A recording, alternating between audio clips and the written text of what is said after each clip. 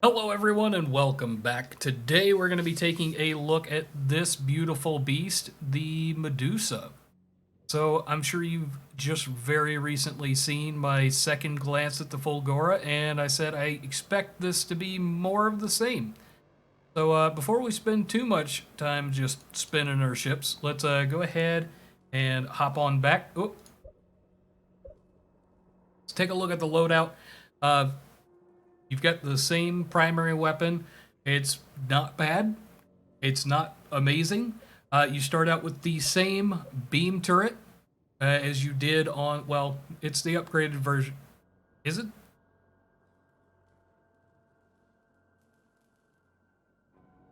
For the secondaries, you've got the beam turret, so nothing new here. Primary, you start out with the light cloak. You've also got options for upgraded light cloak, medium cloak, blink warp, kinetic weapon amplifier. Don't know why this is on there. It doesn't really have a kinetic weapon. Someone correct me if I'm wrong, but I believe that this doesn't actually have a kinetic weapon. I did try it out on the Fulgora, which I also don't believe had a kinetic weapon and saw no change in damage output. Kinetic armor amplifier, haven't tried that one out. Looks pretty neat. We'll definitely give that a try before we finish with this ship. Continuing on, we've got thrust amplifier. We've seen this before. Helps you get in, get out nice and quick. Target blink warp. Now that sounds like a very nice module for closing the last bit of the gap between you and what you want to take out, or between you and that healer or heal bubble that they're sitting around in. Assault blink warp. That comes in handy for some other very specialized builds. It is basically blink warp, but it also causes damage. You hear somebody out there say, get sliced, this is what you're looking at. Heavy cloak 4. More cloaking stuff, good for sneaking around. Okay, secondary modules, you're going to start with the drain torpedo. I've expressed my love for that quite recently. I love it for debuffing some of the bigger, badder ships on the enemy team. You get an upgrade to Drain Torpedo 4. Heavy Torpedo, far from my favorite, but any damage is good damage. Torpedo Salvo. I have been eaten alive by this more times than I can tell you. That is a lot of damage to be putting on a Corvette and a module that cools down that quick. I mean, 45 seconds isn't super duper quick, but when you're running long distances between targets, you'll find that recharge pretty quick, especially if you've got the right officer briefings and you're taking fire from the rear. Weapon Breaker Torpedo, it does some damage, and it does break the weapon of what you're firing at. Like for a healer, it'll no longer be able to heal. For something like a Palos, it won't be able to fire that beam weapon either. The bigger battleships like your artillery cruisers, dreadnoughts, all that, it's a debuff. So they can't take shots at you. Scrambler mines. Haven't actually run those. Let's take a brief look at the video. Just like it says, it's a mine. You run into it and you get scrambled. There you go. I could see those coming in handy, but I don't know if it's worth the cost of not being able to put a different module in there. Light proximity mines. So once again, proximity mines, main focus is damage instead of a debuff. Perimeter modules.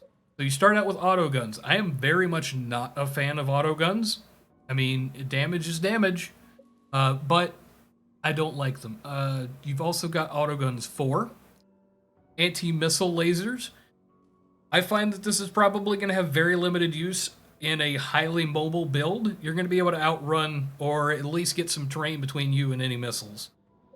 Disruptor Pulse. Love this one for its ability to debuff.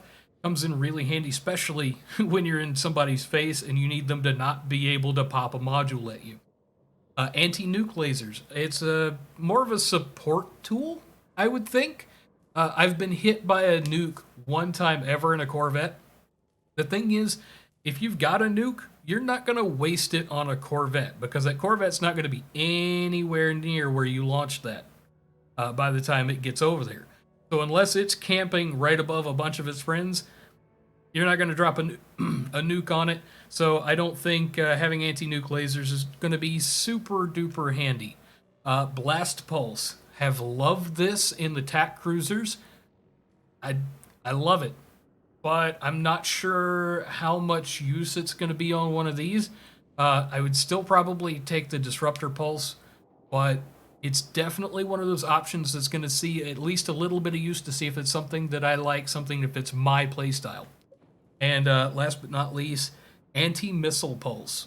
So if you want, I'm not sure that this is going to be super handy, mostly because, well, you're going to be outrunning or getting some terrain between you and other missiles. So could come in very handy. It has saved my butt a few times, but not enough to say make it useful enough I've wanted to keep it in a build. Okay, internal modules. Afterburner and Afterburner 4 gives you that extra little boost of speed. I like it. There are other things that I like more, but I think that's going to be a good one for us. The Immelman maneuver, that's well, we'll watch it real quick so I don't have to describe it to you.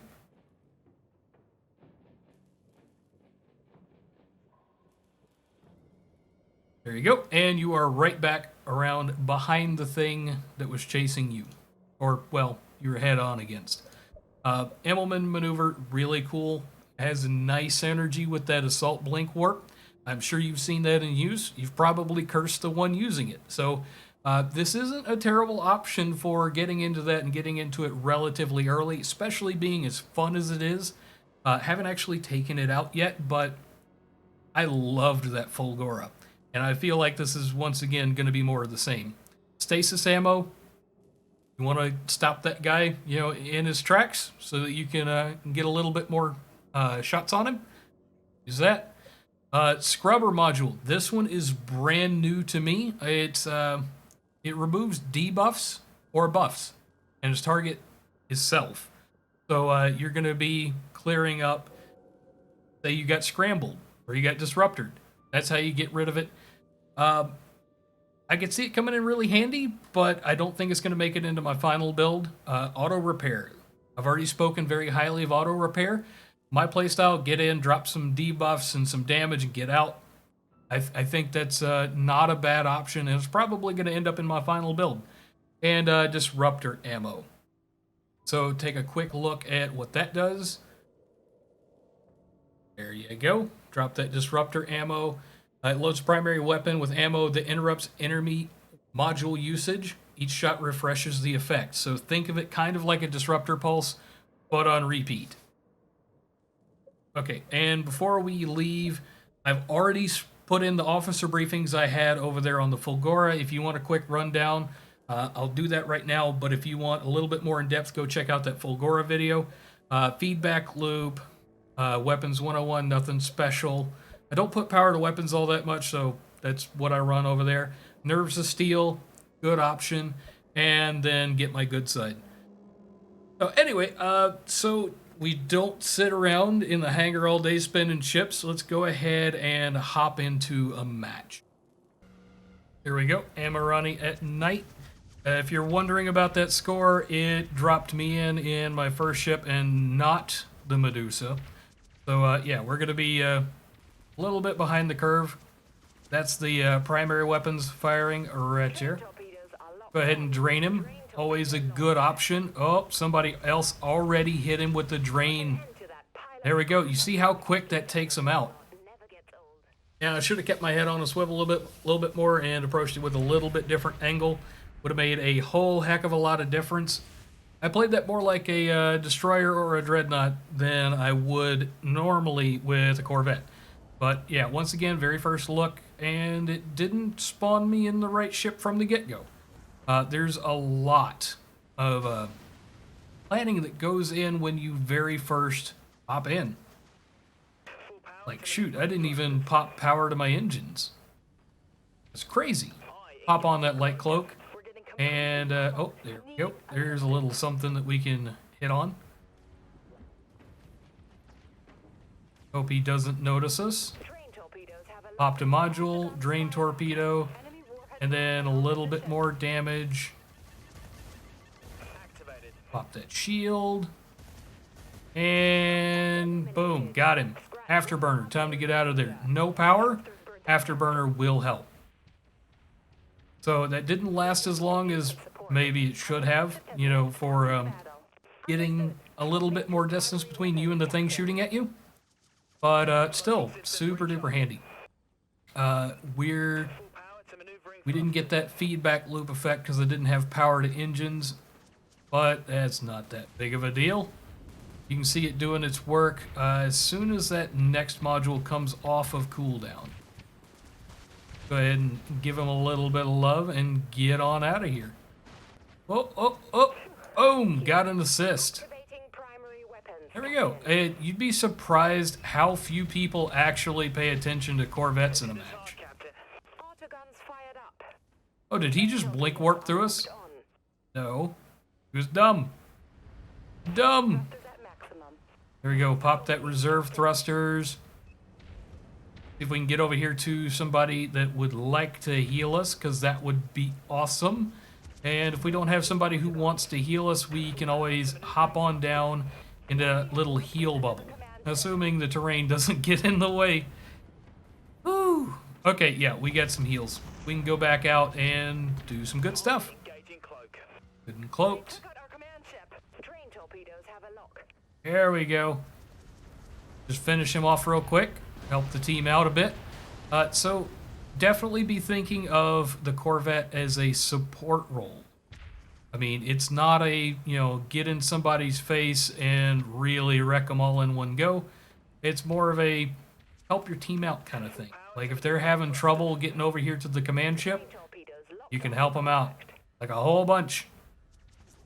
Man, this extra damage on the tier 4 just rocks. And an impromptu Immelman maneuver without the module. Just use the terrain to help.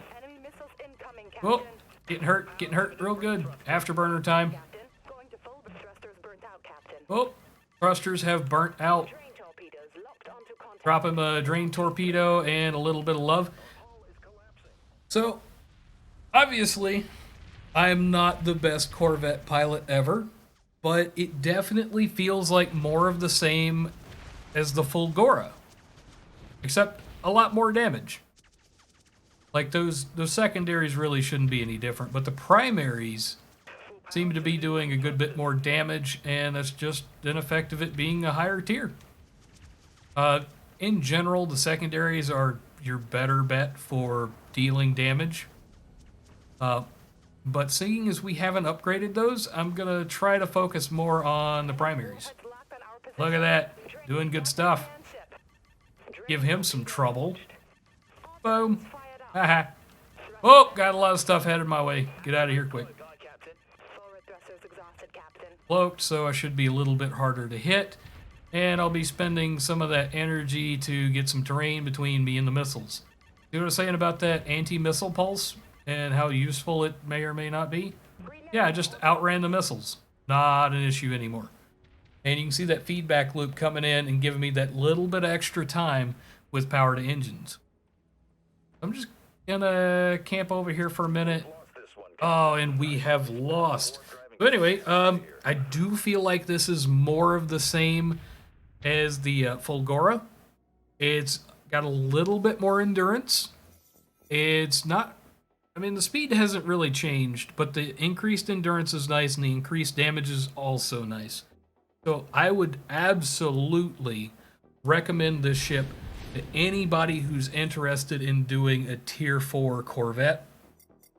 We'll see where my thoughts go when I take a look at the other tier 4 Corvettes, but be expecting those coming down the pipeline fairly soon. So anyway, I want to say thank you for hanging around as long as you did. If you've got any constructive criticism, please leave it down in the comments. If you want to see more of this kind of thing, hit that subscribe button.